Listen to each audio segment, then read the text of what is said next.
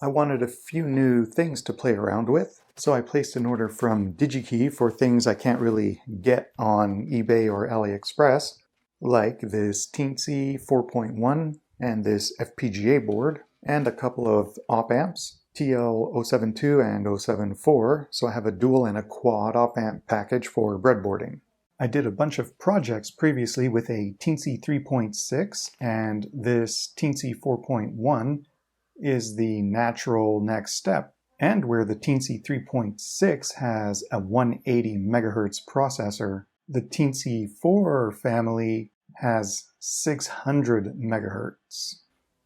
This module is a TinyFPGA BX. I wanted to get back into FPGAs because it's been a while, many years, and this module is designed for makers and hobbyists. It uses this Lattice ICE40LP8K FPGA, and it's open dev, including an open source toolchain, and design files, other things are on GitHub, and on GitHub you can find a KiCad schematic and layout.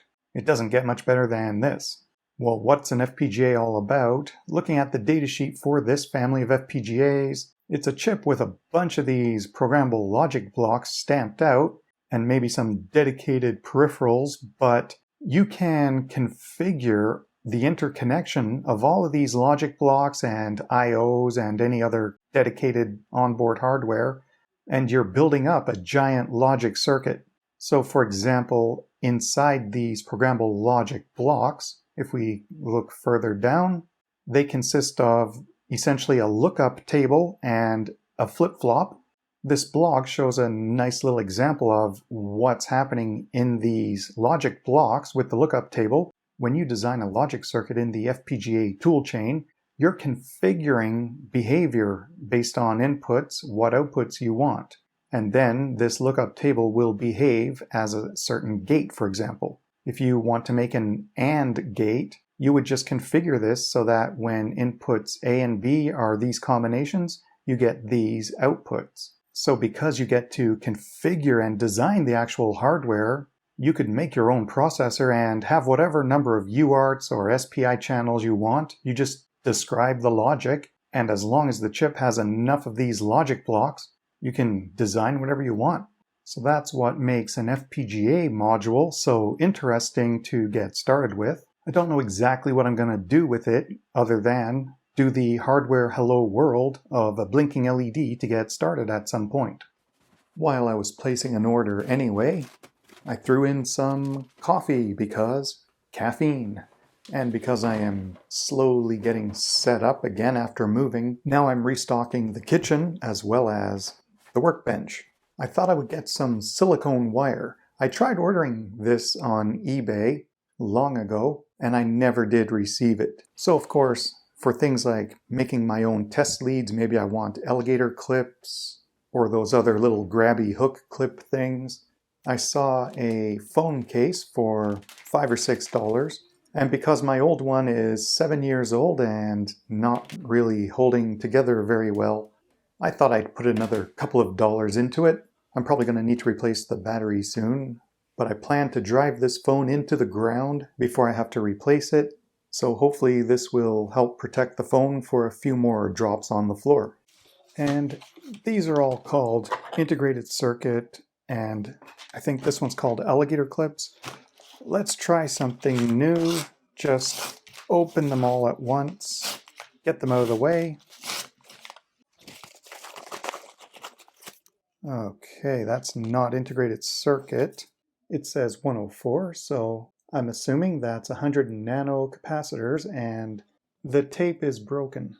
So there's a whole bunch missing right along there, and then they continue. That's no good. So I have two here. I think I see another one there, another one stuck to the tape, and I don't even think I have them in here. Well, wait, there's one. Another, oh, three more. Yeah, so I don't know if I even have all of the ones that fell out. I'm just gonna stuff this back in the envelope and deal with it later. What's in the next one? Something at least well wrapped. It's a module. It looks like maybe an OLED. Yeah, but it looks... Oh no, it's not cracked. It's this protective film. I thought that was a crack right there. Let's just see. Yeah, that's got to be the tape. So I'm putting that back on for now. I like how they protected the pins in the foam from getting bent.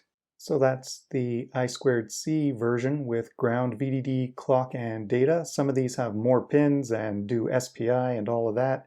But I made a bunch of PCBs with this type of pinout. So I wanted more displays because I cracked one myself. I think I broke it when I flipped a board upside down and smashed it. I don't know if this one has a blue or white display. I've ordered both. Someday I'll find out.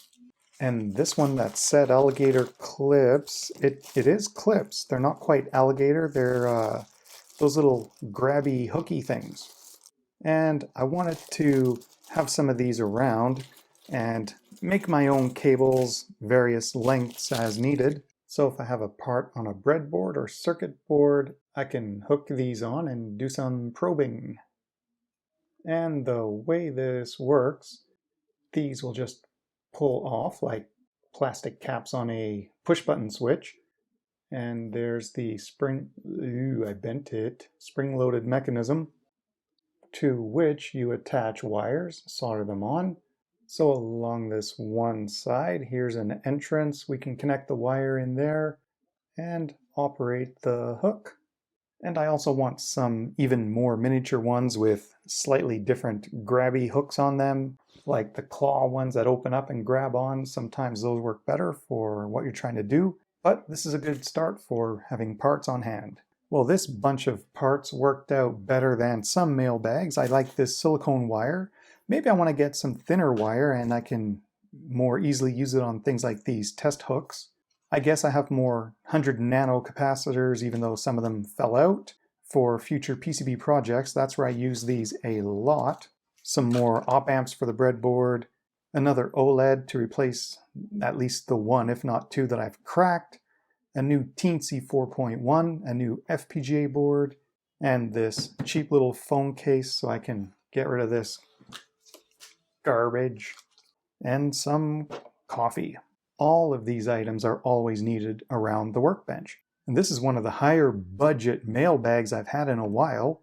So definitely thanks to Patreon supporters for helping get all of this fancier stuff. There's going to be endless FPGA and Teensy projects for sure. Otherwise, just keeping things running, keeping on, keeping on. Stay tuned to see what we do with all this. I'll see you on the next video.